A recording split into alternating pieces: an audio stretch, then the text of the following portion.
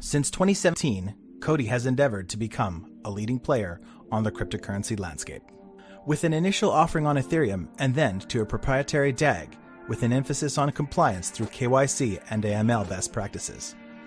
Since inception of COTI's Trust Chain mainnet, we have seen extensive development of the protocol from a single token infrastructure to just over a year ago launching Multi-DAG 2.0, which enabled multiple tokens running on the Trust Chain. This along with modules like COTI's Treasury, which solved the limited participation of COTI's first 3 iterations of staking, opening the doors to every Viper wallet holder gaining access to the once juicy APYs offered by the first staking campaigns. The vision from day one was abundantly clear: to become the currency of the internet, as reflected by its namesake. This mission was driven with a focus on offering an all-encompassing enterprise payment solution.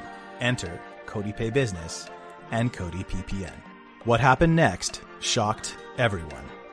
Everyone knew that COTI V2 was going to be the next major milestone for the currency of the internet's team. Hailed by Shahaf Bar-Geffen as a new quest, everyone anticipating the announcement of this fabled policy layer atop this freshly forked multi-token infrastructure that pushed the limits of the team and roadmap to deliver. After years of building out an immensely scalable and efficient proprietary network, COTI announced its pivot: permissionless Layer 2 on Ethereum with a focus on privacy. Immediately, this detonated a community response to which we have never seen. Roughly 6 weeks after the announcement was made public, the marketing team releasing preliminary information and just scratching the surface of the garbled circuit breakthrough, time on this unexpected roadmap is already ticking. With an open DevNet being promised for early Q2 or sooner, the narrative is clear.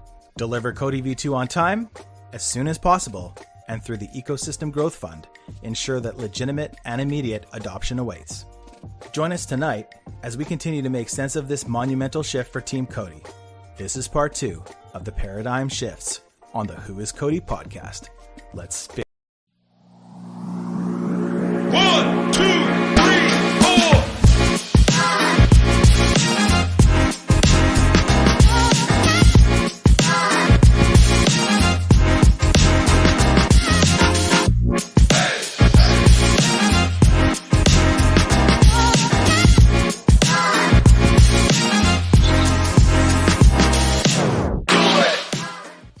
What's up, guys? I'm Who is Tracer, and we are live for part 2 of the Paradigm Shifts.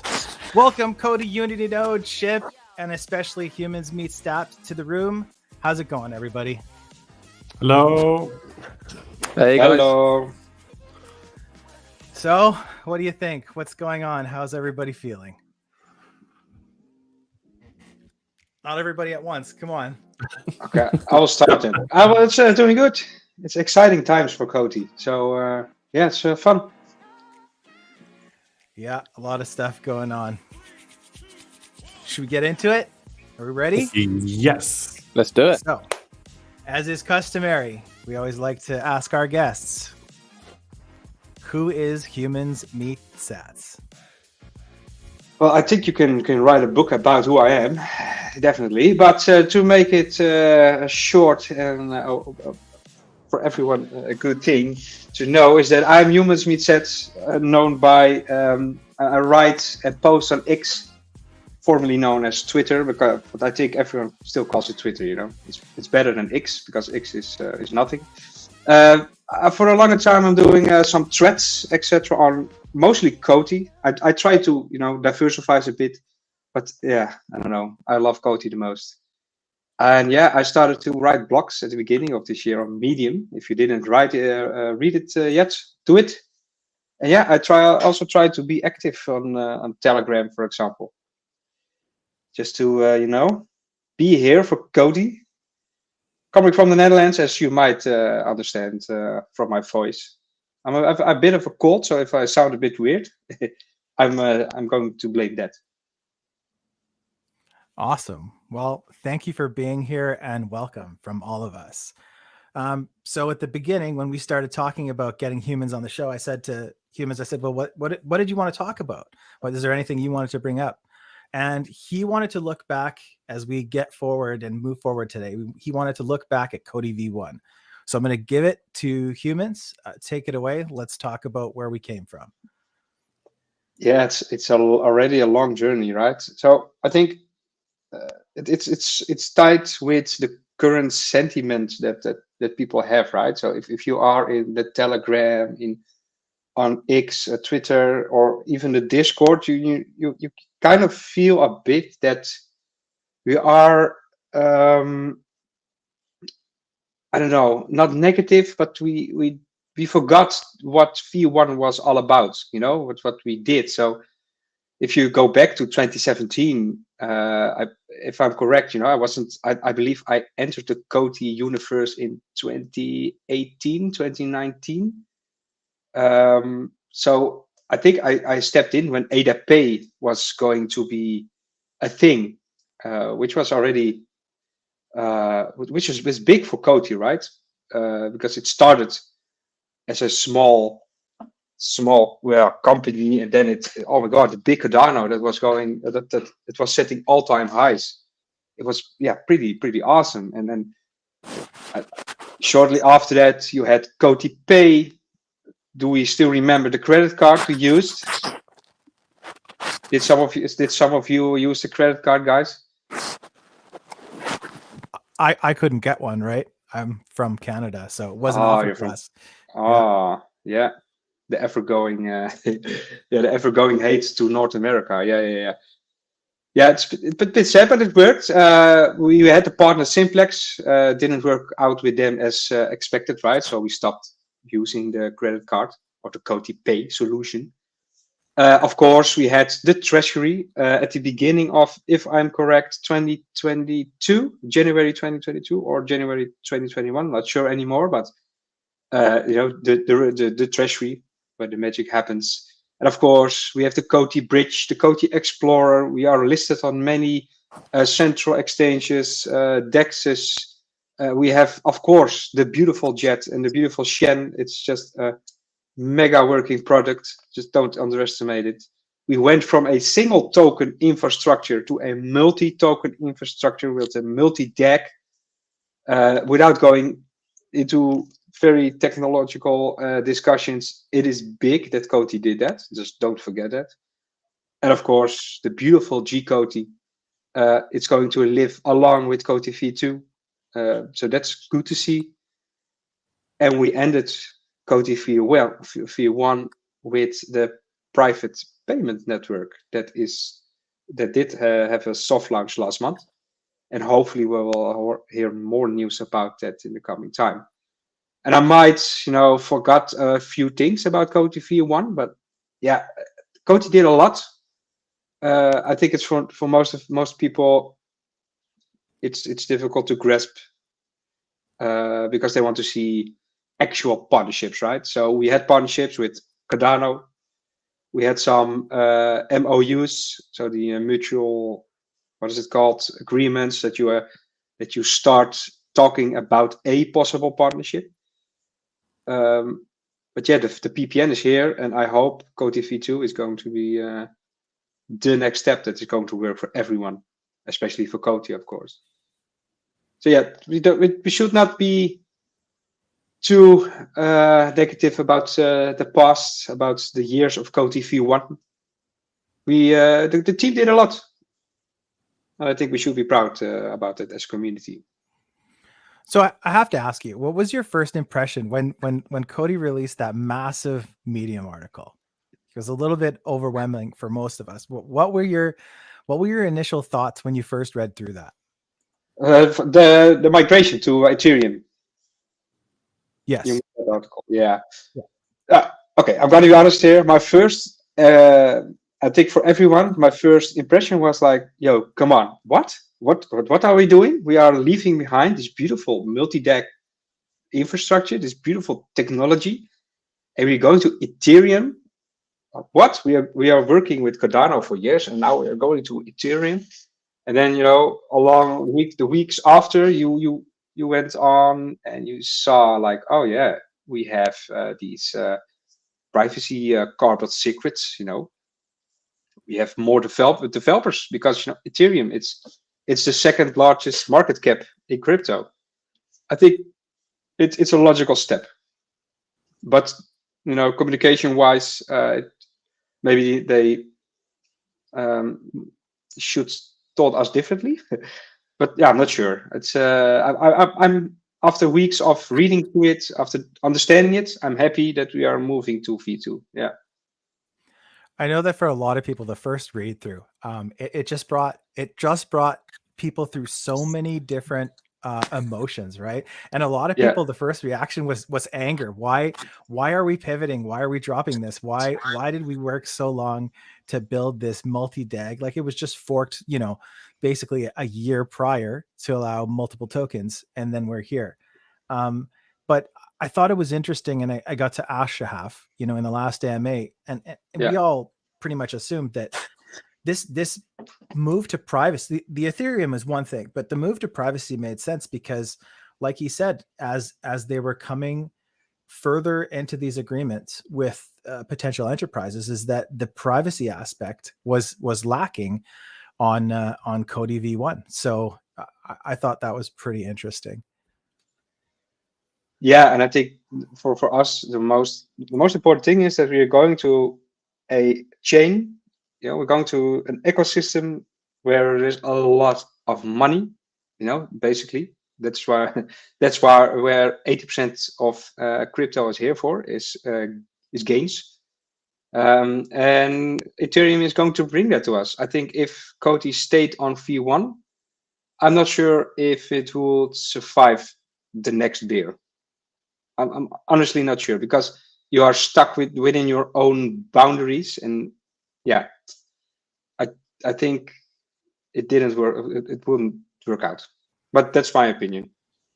Yeah, I think they ran into issues with privacy and the permissionless development. I think that's going to be a huge thing. So, COTI Unity, I'm going to ask you, like, before we shift to the next segment here, what are your thoughts on all V1? Was it a success? Was it a failure? Was it the right time to pivot? How did you feel about all that? I mean, I would say in the end, it was a success, because I think what people forget is that not everything is put in the trash now.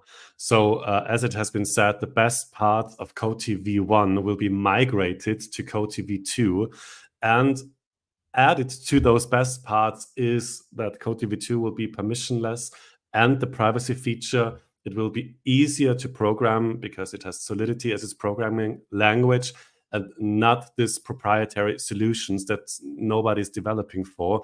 So we take the best from the old system and add the best new features to it. So what else is a success? Yeah, absolutely. I agree with you. You got to wonder how, like, technically speaking, how that's actually done moving to EVM. But it is interesting that you see Shahaf bringing that back up over and over. Ship, do you have anything before we move on? No, I think I'd just say I kind of can relate to both humans and Unity, and that I think when I first read about V2, my initial reaction was I was quite cross, because it wasn't what I initially invested in, and I think that's part of the a normal kind of reaction curve, if you want to call it that.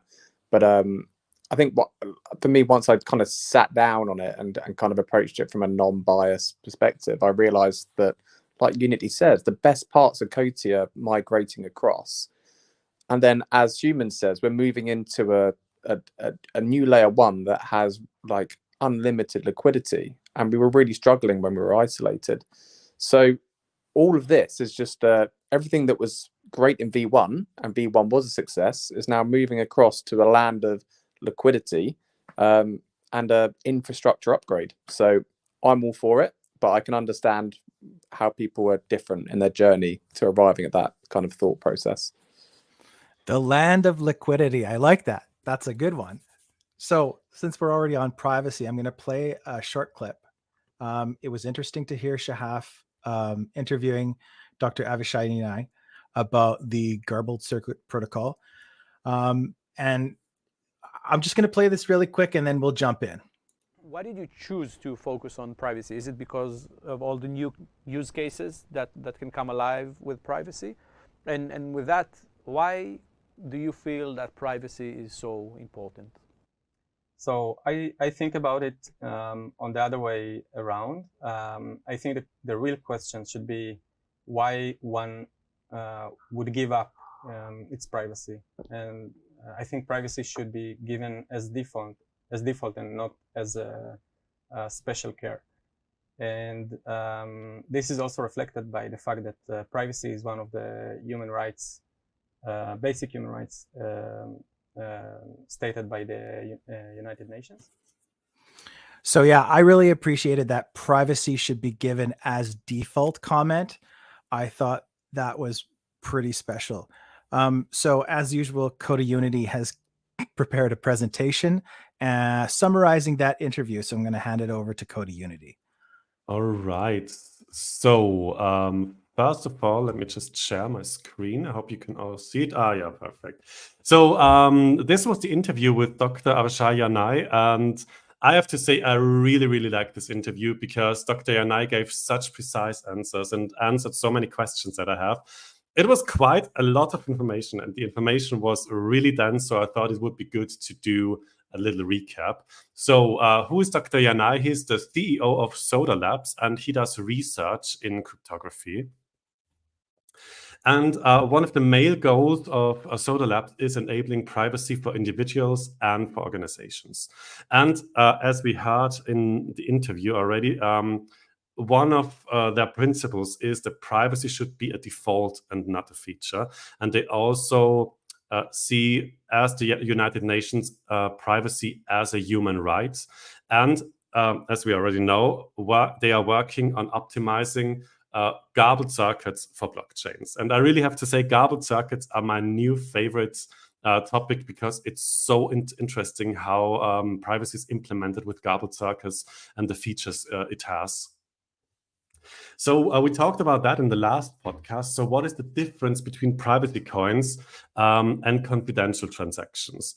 Because there are some issues about privacy coins as they are delisted from some exchanges or even banned by some countries. So with privacy coins, the user is hidden. And there are some concerns about this because things as money laundering or terrorism are not traceable anymore. And this makes it kind of difficult from a legal perspective and when it comes to acceptance by the markets. Confidential transactions, on the other hand, go a different route. So here not the person is different, but the data is hidden.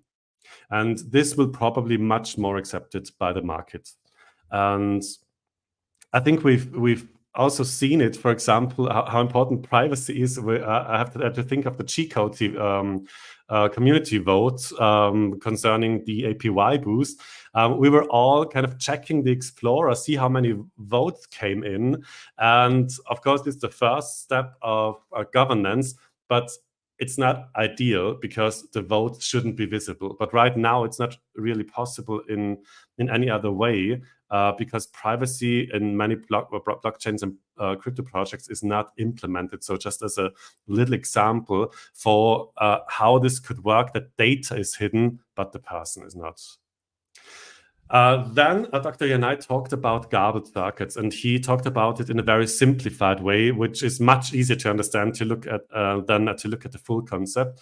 So we can think of it as a black box, and within that black box, there is a computation that can be started, and it's multi-party computation. So in this example, we have Alice and Bob, and each of them has a part of a key, and if they both input their parts of the key into the garbled circuit, the black box, they start the computation with their data they put into this.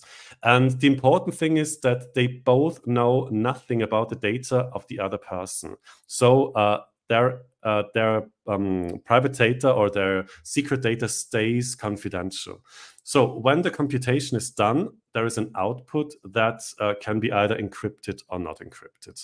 So that's the main principle of garbled circuits. The input data stays confidential, and computation can be done with this data without anyone knowing the actual data, and you get an output based on the data. In practice, this is much more difficult. I think we shouldn't talk about it again. We've talked about it 2 times. So if anybody's interested, listen to the last 2 podcasts. It's quite complex, but the main principle is that the data stays hidden and computation can be done with the data input. So as said, garbled circuits is a tool to implement multi-party computation with so-called collaborative signatures. One main basic use is enabling wallets enabling it within wallets to have people collaborating on the same signature. So you could imagine it like you have 3 executives in a company and they all have to sign a contract for the contract to become valid. So this is possible with garbled circuits in a decentralized way so that several people can collaborate on a signature. But with COTI v2, the actual use case will be much wider. Namely, a set of people can do any kind of operation. And here, the possibilities are really endless. So we'll come to that later. And garbled circuits use Boolean computation. So they use these logical gates as such functions as and, or, and not. I will give an example in a minute. And as said, there will be an output based on the computation, and this output can be encrypted as well, which adds an extra layer of privacy. So I tried to think of an example for Boolean computation, and I thought maybe, for example, the European Union could require KYC in the future for DEXs. And that's quite a big problem, because how do you store this KYC data without making the decentralized exchange centralized all of a sudden? And here, garbled circuits could help. So a function could be, so if you want to trade, the function could check if user A and user B have undergone KYC. So this symbol means and. So user A has KYC and user B has KYC. And there are 4 possible outputs. So if both of them have KYC, this is true. If one of them doesn't have KYC or both don't have, it's false.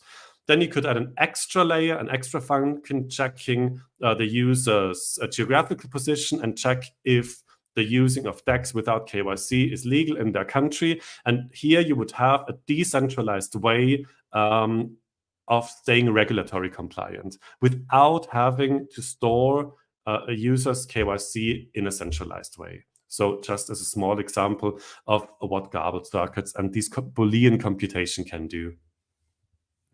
Then what are the advantages of garbled circuits? First of all, the complexity of the function doesn't matter. And this is also what distinguishes garbled circuits from other privacy solutions. And the latency will still be slow. So you can have super complex computation and still really fast transaction and data transmission with garbled circuits. And there is one dilemma with all these privacy features. So you have the amount of communication that you need on the one hand, and the speed of the computation on the other hand. And with most solutions, it's like that you either have fast computation or you have a cheap and simple communication. So if you want fast computation, the communication will be expensive and complex. And on the other way around, if you want cheap communication or simple communication, the computation will be slower. And garbled circuits solve this by enabling efficient computation and close to zero needed interactions. And this makes it an optimal solution for blockchains, and especially for COTI, creating payment solutions for enterprises.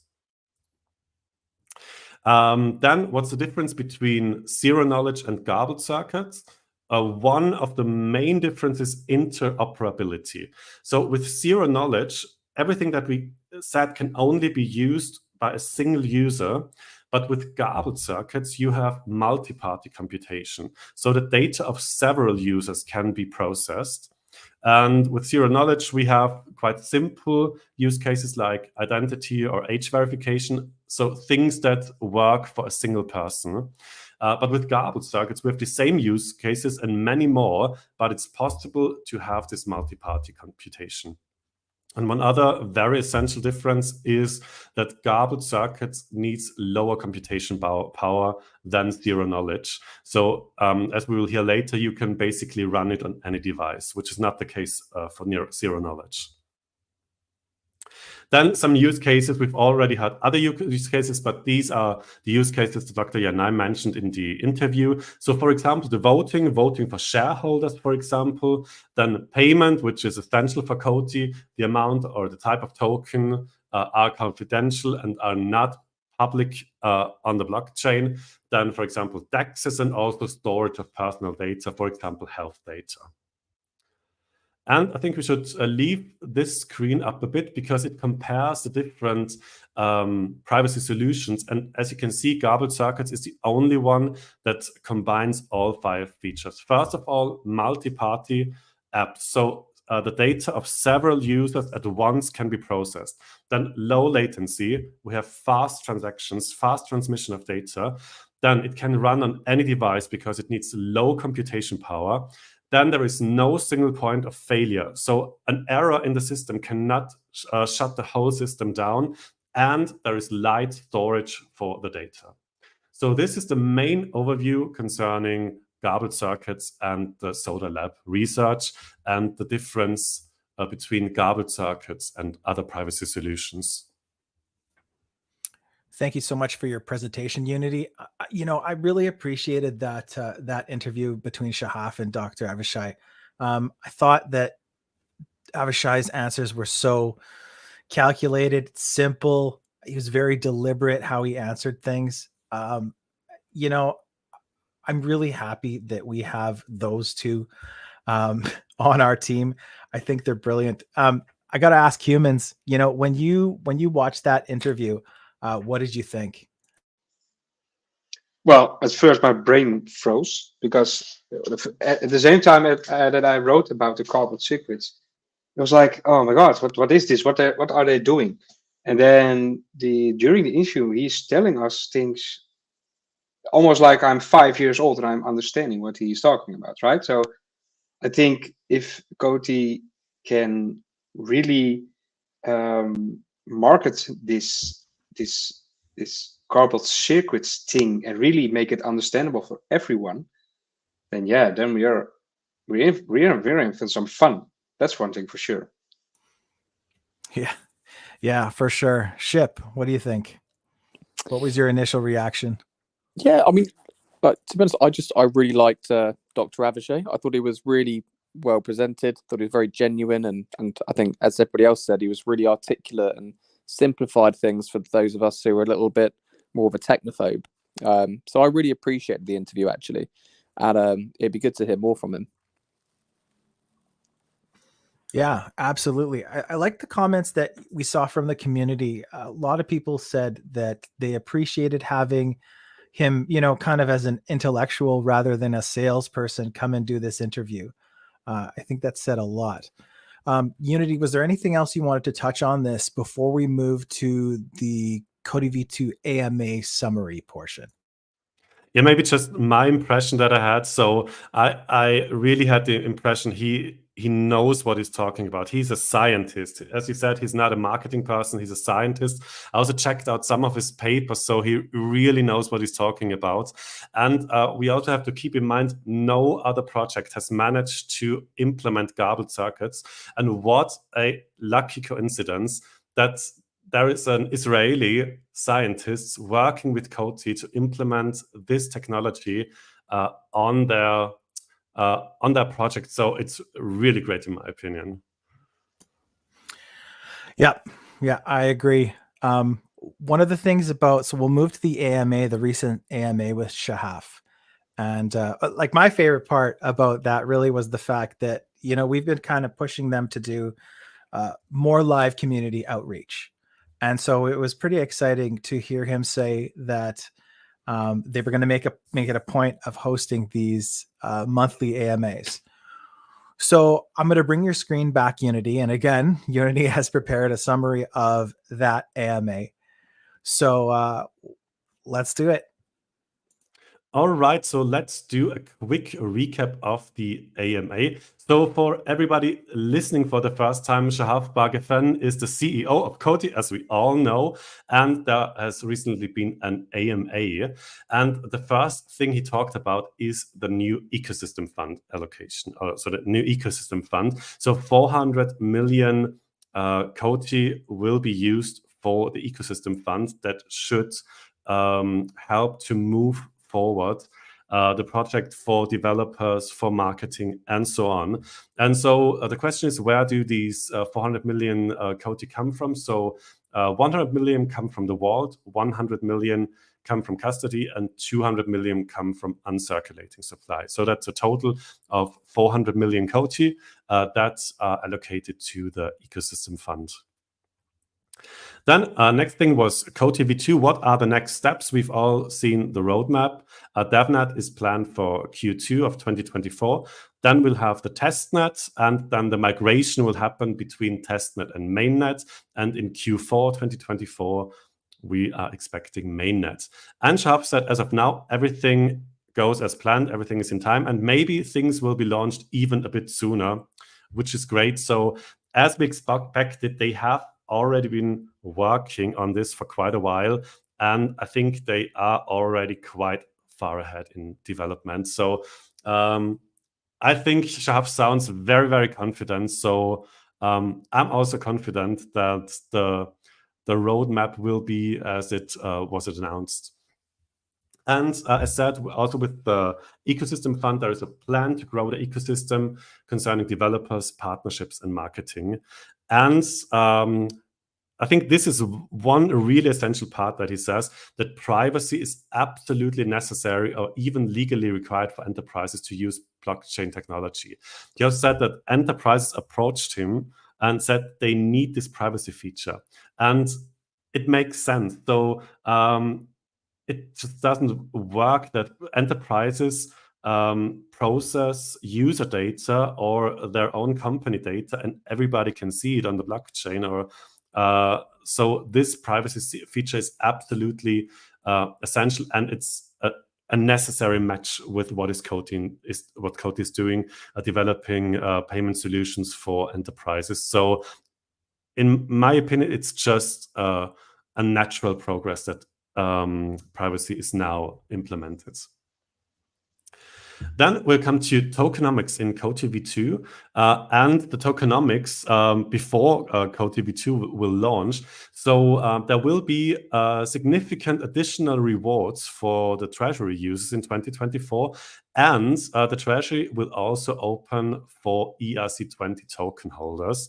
I have to say, though, there will still be G restrictions at the beginning. I'll come to that later. But there will also be a wallet in the future that can be used globally.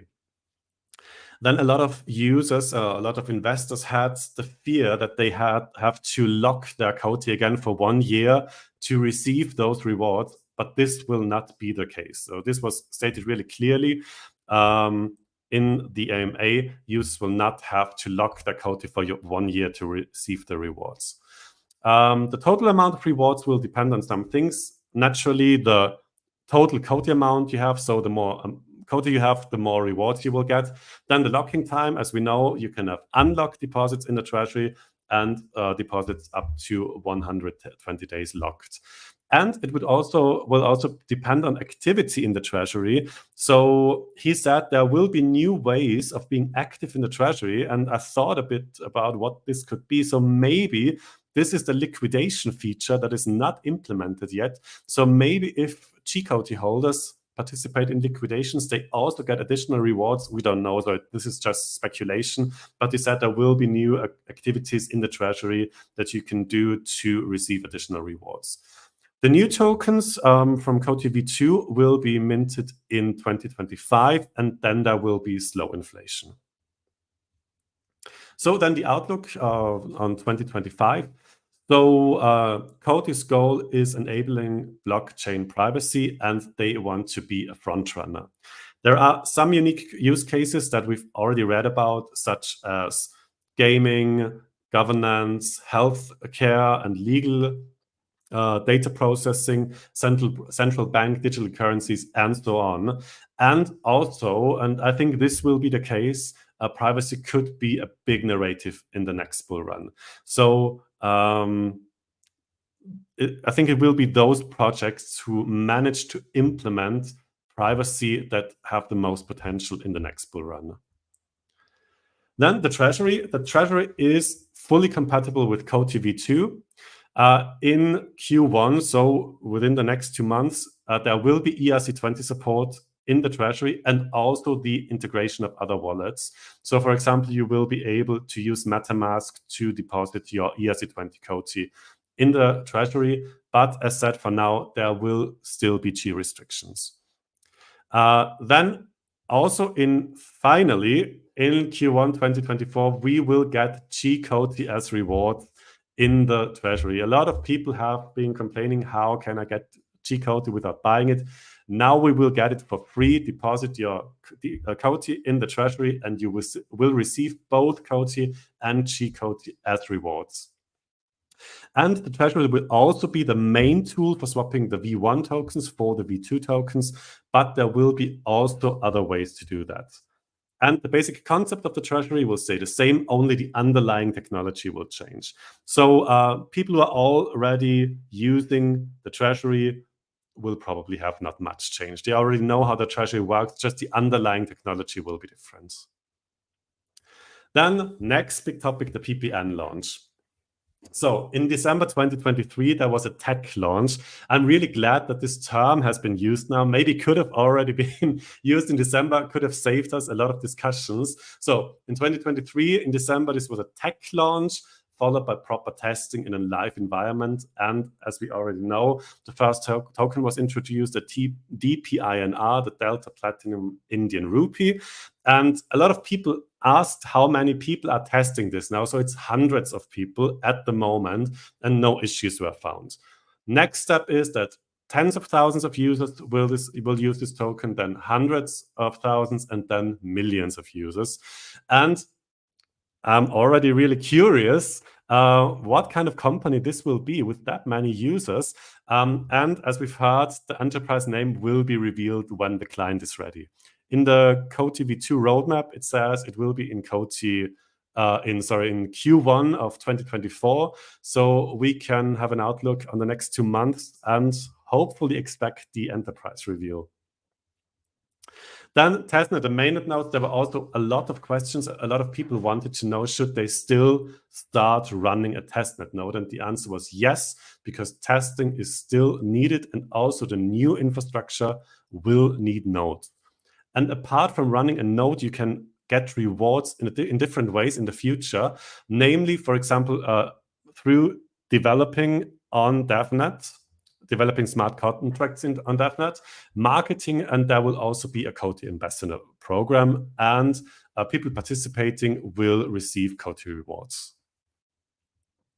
And there were some quick questions from the community. First was G restrictions. Shahaf said that there is progress right now and that there will be a future wallet that can be used globally. So there is hope for all the US users, and we all hope we can welcome all the US users on board. It's now just a matter of time. They will be able to participate, especially with this wallet that can be used everywhere globally.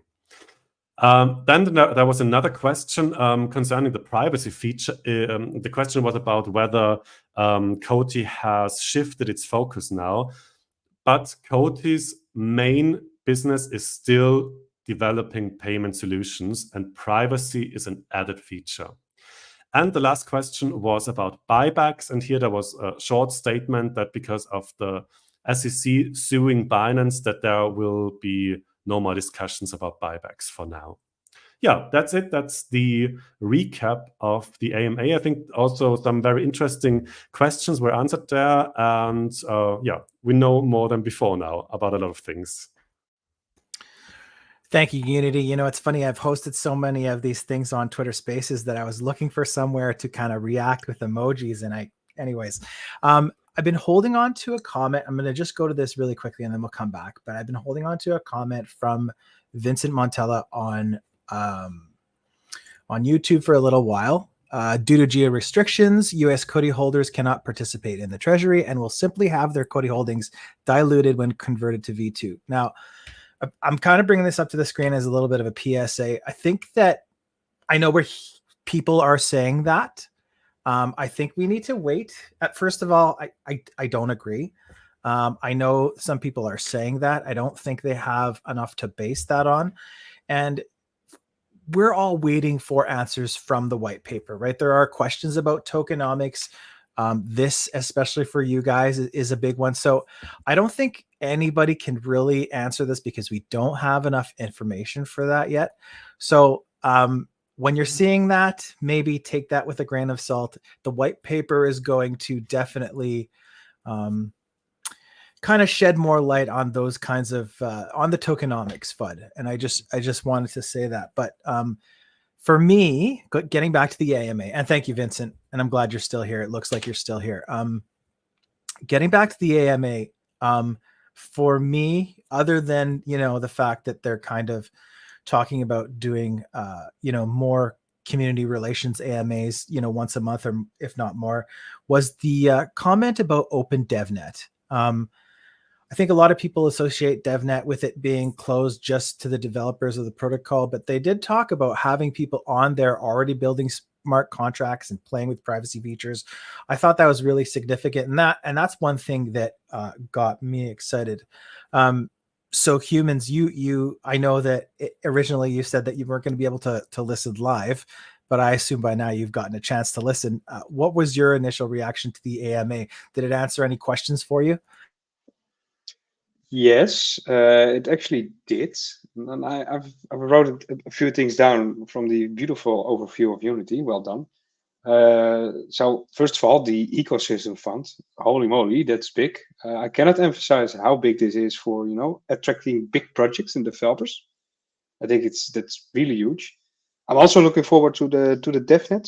I think that's the point in time where we will see if potential developers are going to have interest in the project. And also, I was thinking just now, like, we have all these MOUs signed, right? And some of these MOUs, I think Shahaf is kind of telling us that privacy is mandatory for these partnerships, right? So maybe, just a big maybe, whenever we are moving to Ethereum, to this privacy-centric layer 2, that these partnerships are coming to a fruition, right? That they say, hey, well done. That's a beautiful thing you built there. Now we can go into the next step of our partnership. So that will be very good. And also the, the new activities in the treasury, Unity also already told. I think maybe they add liquidity pools for future tokens on the layer 2. You never know. The farming liquidity solutions. And I think it's also very good that there is a future wallet coming for the geo-restricted holders, right? I think that's one of the biggest things COTI needs to address, right? So, a question after the last AMA was COTI Ship, and I waited and waited, and I didn't see him request to speak. So I kind of pretended to myself that AMA was so good that all of the questions were answered. But Ship, what did you think of the AMA? Do you know what? I was gutted. I had to run for a meeting. So I actually missed the second half and had to catch it back up. But for what I caught of it initially and then later reviewed, I thought the AMA was great. I like that, we're kind of hinting at doing it a bit more often as well. I think it resolves a lot of the kind of uncertainty and negativity that kind of just stems from not knowing the answer. So when we have those quick catch ups every month or so, it really stops FUD from spreading and exacerbating. But yeah, I thought it was a great AMA. There was an enormous amount covered, as Unity just showed. But key things for me were, the Ecosystem Growth Fund is massive. For a long time, we've been talking about, one of the big limitations we have is onboarding new partnerships, onboarding enterprises, and kind of attracting developers, and that's going to, really remove that barrier to entry into the COTI ecosystem. So that's mega news. A small highlight for me was that we can start earning rewards in G-COTI in the treasury. Thought that was a nice touch. And also potentially accelerating mainnet to quicker than the already ambitious timeline. So I thought it was really quite a bullish update. And yeah, settled a lot of nerves, which was always nice. Thank you, Cody Ship. So I'm going to bring Unity back, and he has, because Cody Ship and Cody Unity are both community ambassadors, sometimes they get answers directly from the team. So I'm going to bring Unity up back to this comment here from earlier. Right. I just wanted to address this question. It's really justified questions. This worry that their COTI could be diluted, the US holders' COTIs. And I also got that question on Discord. I forwarded to the team. I haven't got a response yet, but I will post it on Discord then. So everybody who's interested, join the Discord channel, because I will post the answer there. I just wanted to say that the migration will happen probably at the end of Q3 or at the beginning of Q4. And people will be able to swap beforehand and will get extra rewards. And I'm very sure that COTI has in mind that these extra rewards will counteract a possible dilution. And as said, not only the treasury will be a tool for swapping, there will also be other tools. So possibly, as I said, I don't know it yet, but possibly also US holders could have the possibility to swap and get those extra rewards so that they don't have dilution. And also, we don't know when we will have this global wallet. So maybe, it's still quite some time until the end of Q3 or at the beginning of Q4. Maybe this global wallet will be ready then, and there will be no dilution also for US holders. So as soon as I have a response to that, I will post it on Discord. But I'm really sure that the team has this in mind, because COTI V2 will be a globally accessible project, and in my opinion, the team is thinking of that. And they also said that existing users shouldn't have dilution, because they will get extra rewards when they swap their COTI V1 for COTI V2. Thank you, Unity. So I'm gonna bait Cody Ship a little bit here. So get ready, Ship. But let's talk about V2 a little bit further. And in your opinion, Ship, what would you say to somebody who's bearish on this shift to V2, and why do you think it's so significant? I'll go back to what I said earlier, and you are baiting me here, so I'm trying to stay PC. But look, I think everyone has their own way of reacting and their own journey toward finding acceptance with a change. And I think for me, there was an initial, this isn't what I invested in, I'm not super happy about it, to then a couple of hours later really digesting it and then actually being really happy about it. And for some people that takes a lot longer. If you are bearish on COTI V2, I personally find it hard to understand, and that's simply because nothing that you've invested in is being left behind. You are getting the current state put on a improved technology stack with increased liquidity. And if you see a disadvantage to that, then objectively, you are wrong. So I do find it difficult. And I think maybe some people are just, still haven't quite got to that point where they've accepted the change and can see the good for what it is. So yeah, that's my very PC way of putting it. But I think whilst you're still sussing that out, I would kind of, I would stop myself from being too bearish and kind of spreading negativity, because I think what we've got here is actually a big upgrade. I see Humans, you unmuted yourself. Go ahead, man. Yeah, I think I'm is what Chip's saying, right? I think initially people went bearish, and I can understand.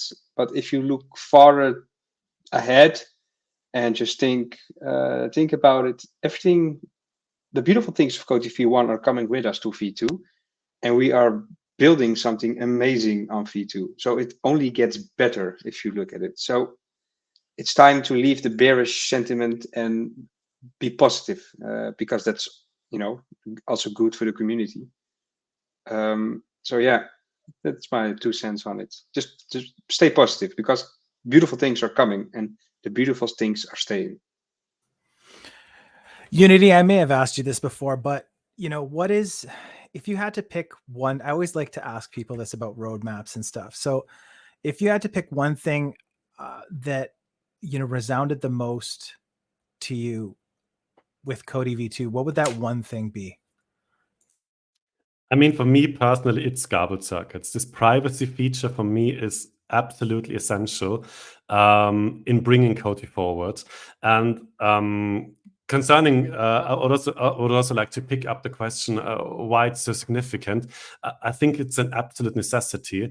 And I think it wouldn't have been a good decision to keep things as they are just for the principle of keeping things as they are. Because in the interview with Dr.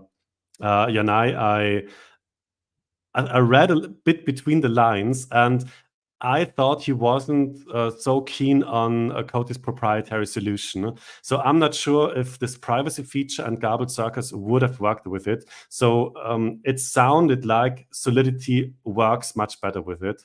Plus, we will have the liquidity of Ethereum. We will have it will be permissionless. Users will be able to develop smart contracts, and as said, the privacy feature. That's the most important thing for me that will bring COTI forward with these payment solutions for enterprises.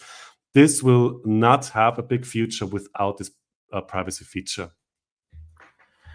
Yeah, I think for me, it's the it took that first big document for me to really understand and think this way. But I think it's the permissionlessness for me that's the most bullish. You know, it's kind of like, after, you know, anybody who's been a community member for a long time, who's seen all the people primarily from the US, but I mean, like, let's not forget, people in Israel can't KYC a Viper wallet, right? So it's not just the US. I mean, if I hadn't have gotten in earlier, Canada is also on the restricted countries list. So I think that, you know, while not every single feature will be permissionless, and there will need some workarounds to get around some of the geofencing, I think that, you know, finally, after being in this community for so many years, it's nice to finally say,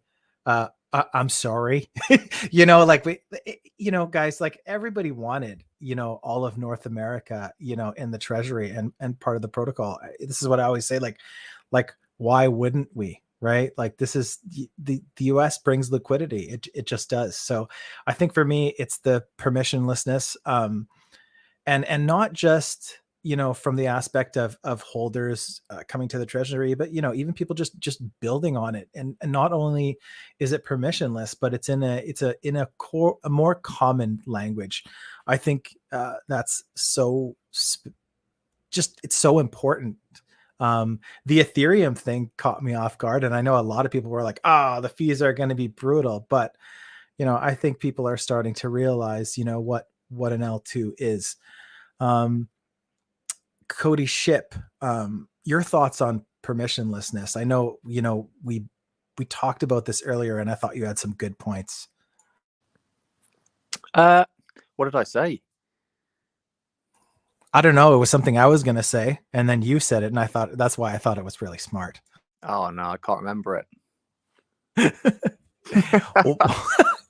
We'll ask humans, you know, what permissionlessness means to you after being locked kind of on a, you know, on a closed protocol like COTI V1. Yeah, I think it's a geo thing, geo restricting stuff, right? So I'm looking forward to the new wallet that clears the geo restrictions, and which makes it for projects also easier to, get the liquidity that the US holds. I think that's it a bit for now. How about you, Unity? What does permissionlessness mean to you? I mean, for me, it means that you don't have to reinvent the wheel. So there are a lot of smart contracts out there, and I can imagine it's probably not that difficult to transform them, making them work for COTI V2, so that there is already a lot out there. And I really like to see even the simplest things on COTI, like a deck, so that I can swap COTI for G-COTI within the COTI ecosystem. Even that would be already amazing for me. So smart contracts are essential, and if you do it in a permissionless way with a programming language that is widely used, it can only be good for the ecosystem, because you don't need to reinvent the wheel. You can use what's already out there and apply it to your own ecosystem. Yeah. So Cody Ship, I'm coming back to you here with a different question this time. And what I want to ask you, and I'm going to ask all three of you, because we're seeing this a lot, right? So what if you could ask and have answered one question from the forthcoming white paper, what would be that one burning question? What are you really hoping to have uncovered when they release the white paper? Ship? I'm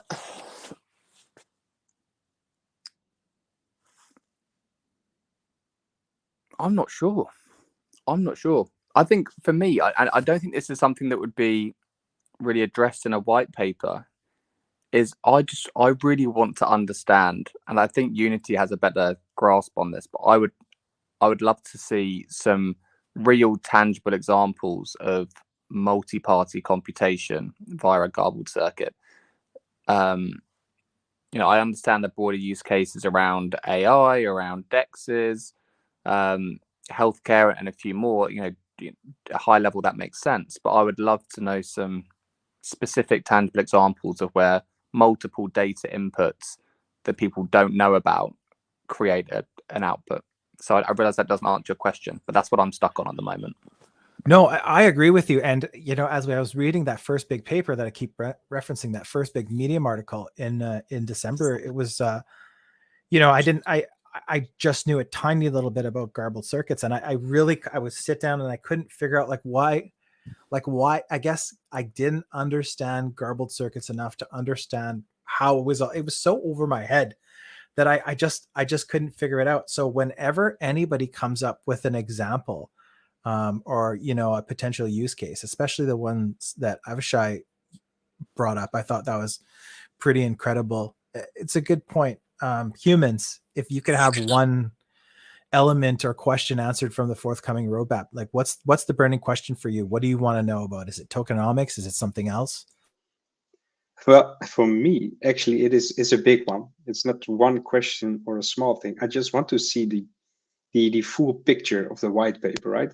So what is the connection between everything? How is the treasury going to fit in the V2 stack? How is the bridge coming with us, or the Explorer? How is that all going to fit in a total image?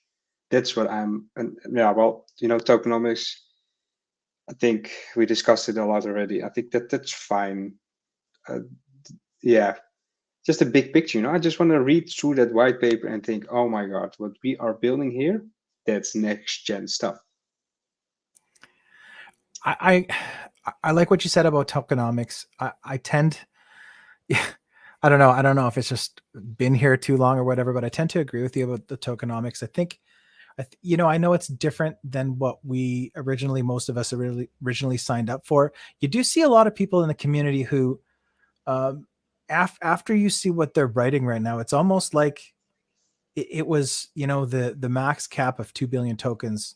Some people act like that is the only reason, and people have actually said this. It's the only reason that they bought into COTI in the first place, because it had a nice low supply and it was capped. I think those same people, will say the same thing, that what I'm saying is a little bit silly right now. But I think if that's one of the only reasons, it's not enough. But I can get people saying, looking at me talking about tokenomics, like, and you see the quote, trust me, bro, a lot lately, especially when they talk about how the supply will be inflated based on the usage of the network. People get, scared by that, especially the people who kind of came to cryptocurrency with the whole Bitcoin mindset, right? The whole, there will never be more than 21 million coins. They're using BTC as a hedge against inflation and quantitative easing. So, I get it, but I think that, if in the beginning that we were talking about, being maybe the next Polygon, I don't know if you would have been too scared about a little bit of inflation, because look where Polygon is now, and look what some of those other solutions, like look at where they ended up. I mean, Matic used to trade like well under 100 sats for a long time. Ask me how I know, right? COTI Unity, if you had one burning question for the white paper that you could have answered right now, what would it be for you? I mean, one thing I'd be interested in is how nodes will work in COTI v2. So, for example, what are the hardware requirements? And also, will anybody be able to run a node, or will nodes still be selected by COTI? Which I personally think is a good system, so that it's kind of a reward for people who are really active in the community and are participating to the project, and by that kind of become an official part of the project by running a mainnet node. And I'm also interested from a technical point of view how the nodes will run in contrast to the DAG solution. Yeah, that's a really good point. A lot of us have been wondering, how nodes are going to work. Are they going to be selected? Is it going to be completely permissionless, or will they be? And I'm wondering now, the more I read and the more I, kind of think about it, I'm wondering if there's not going to be some kind of a tiered system where, some of it's open, but, certain validation, certain, who knows? I'm really looking forward to seeing how that is. And honestly, it's not just because, I am a node runner. It's just, I don't know how they're going to do it. So it's going to be interesting to see. But that's enough about that. Let's go to the fun part. Okay. We haven't done this for a little while. Definitely haven't done it with HumansMeetSats. So let's get right into it. We're near the end of the show. If you guys want to repost the space and just let them know you're here, they'll at least get to hear some wild price predictions. So 2 questions. I'm going to start with the easy one, and then I'm going to do the hard one next. And I'm going to go back to Unity for the first one. One more question. What's the most exciting roadmap stage or feature for you right now? Roadmap stage or feature, as the garbled circuits is actually the feature I'm most interested about, because it's such an interesting concept, and I just that's not what I know. You're cheating. You're cheating. I'm That's sorry. not what I asked you. I asked you, okay, cheater. Look at the.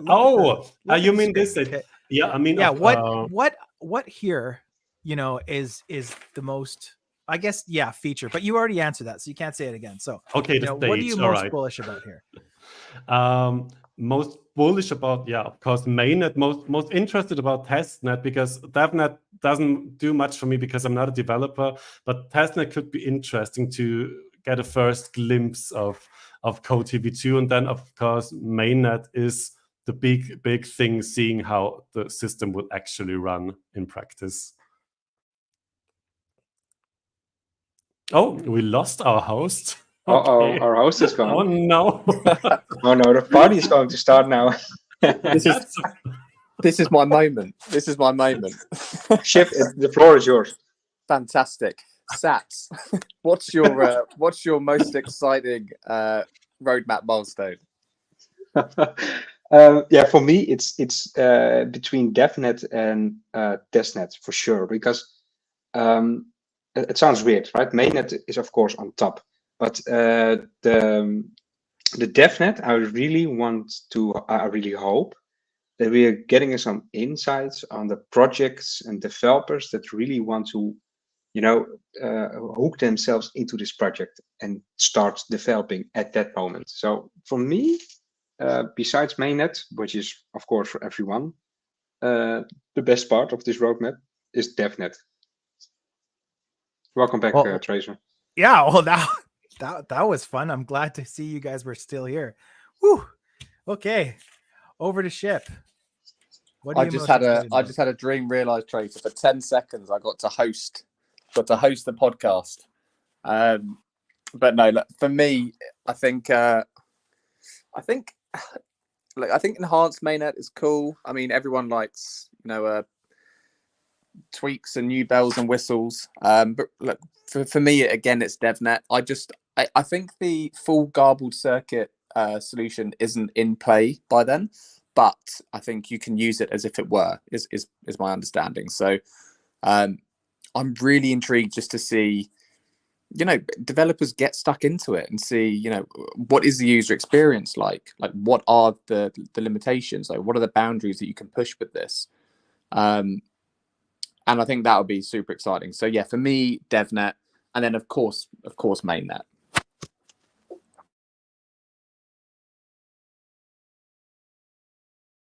I'm here. Things are happening. I'm sorry. Okay, let's do this. Here's the fun part. I'm going to go to Unity first. Here's the parameter is price prediction for Q1 2025. And we are at the mainnet portion of the roadmap, expecting enhanced mainnet. What is your COTI price prediction? Yeah, I'm always really bad at price predictions because I'm always way too optimistic, but I'd really like to see COTI at $1 at Q1 2025. Okay, remember that, everybody. COTI Unity, $1. What about you, Humans? I'm gonna be the conservative guy, right? So we are getting the Bitcoin halving in about 2 months, 3 months. Well, 2 months it is actually, April already. Then you have the slow grind up. So I think we are between $0.30 and $0.40 end of year. I'm sorry. Also Q1. All right. Ship, you're next. Okay, and I think I might have to run, so I'll say farewell. But I think I'm going to match $1. I think privacy is a massive narrative. I think there could be a lot pulling our way, and I think if DevNet goes well, as Unity said earlier, there could be a lot of copy pasta, and we could see a few familiar things kind of migrating over, which would be amazing. So yeah, why not $1? Okay. Well, I'm good with $1. So I think that's great. And thank you, Ship, for being here. Look, guys, if there's anything you wanted to say before we wrap up, I'm going to leave it up to you. I'll go to COTI Unity first. Is there anything that you wanted to mention before we take off here? Yeah, maybe just it's exciting times, a lot of news, and I'm really looking forward to what is coming. I think it's something new. I'm happy about it, and I can't wait to see what's coming. Well said. How about you, Humans? I think for me, Q1 is over. We need to focus on V2. I'm really excited. Everyone should be excited. I'm really looking forward to it. Well, Unity, again, thank you for all your preparation. The way you kind of TLDR all those, there's been so many releases lately from COTI that it is a little bit overwhelming. So it is nice to see those on your screen, bringing it up for us in such a concise way. I really appreciate you, man. COTI Ship, thank you for being here. I knew he had to run. So, I'm sorry I couldn't wrap it up sooner. Humans, nice to finally hear your voice. I know a lot of people really, really appreciate your threads and everything. It was super great to meet you. And, you really are welcome to come back anytime. So I'm going to sign out now from coast to coast and around the world. This is the Who is COTI podcast. Thank you, everybody, for being here. And we'll see you again next time. You have been listening to the Who is COTI podcast. Please follow myself at WhoisTracer on X for this week's episode information. Stay COTI.